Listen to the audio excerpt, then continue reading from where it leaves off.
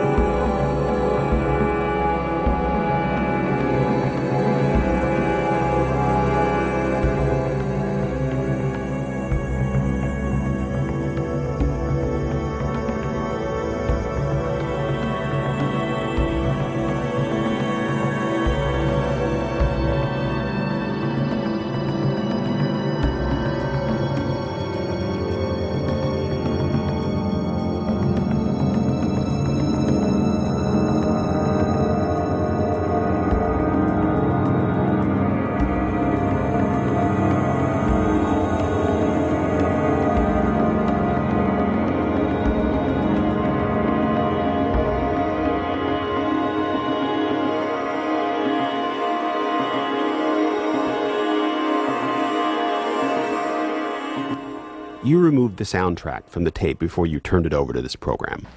That's correct. I can't allow the voices of the project personnel to be heard by the general public.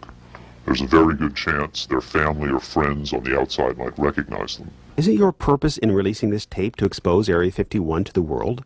My purpose is to expose the existence of the aliens, not compromise these individuals. I made the decision to come forward.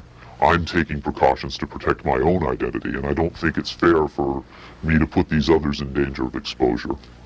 In any case, the interview on the tape went nowhere. It was interrupted, as you'll see. Can you describe for us what we're seeing? All right, we're looking at the interview suite at S4. It's kept dark for the comfort of the aliens. The figure who is just barely visible in the left foreground is the telepath, and behind the camera is a raked seating area for observers. Although in this case, I believe the only other person present was a military aide. The alien is seated behind a glass partition in a biocontainment area, which is maintained at biosafety level 2, the lowest designation. That's primarily for the protection of the aliens, not us. The theory is that if they were going to infect us with an alien bug, it would have happened 50 years ago. In fact, all the indications are the aliens eliminated microbial and viral life from their own ecosystem long ago.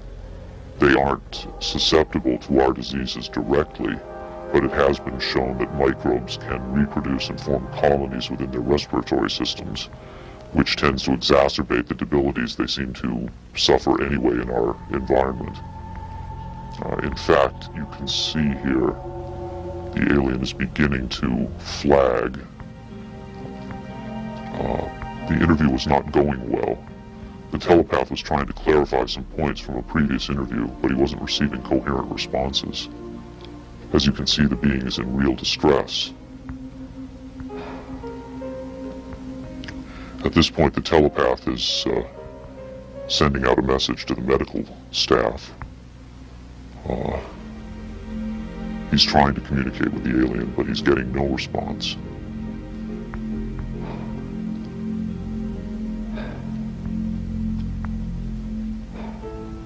There's very little he can do. There's no direct connection between his space and the biocontainment area. That's the aide stepping in on the right. The medical staff should be there by now. They're slow in responding. There they are. I have to say the medical personnel at S4 are less than first rate. They tend to be selected for their willingness to keep secrets rather than their medical competence. By the way, he's not shining that light into the eyes. It looks that way, but in fact he's checking for hemorrhaging around the eye sockets and in the nasal cavity. I'm sorry. It's very hard for me to watch this.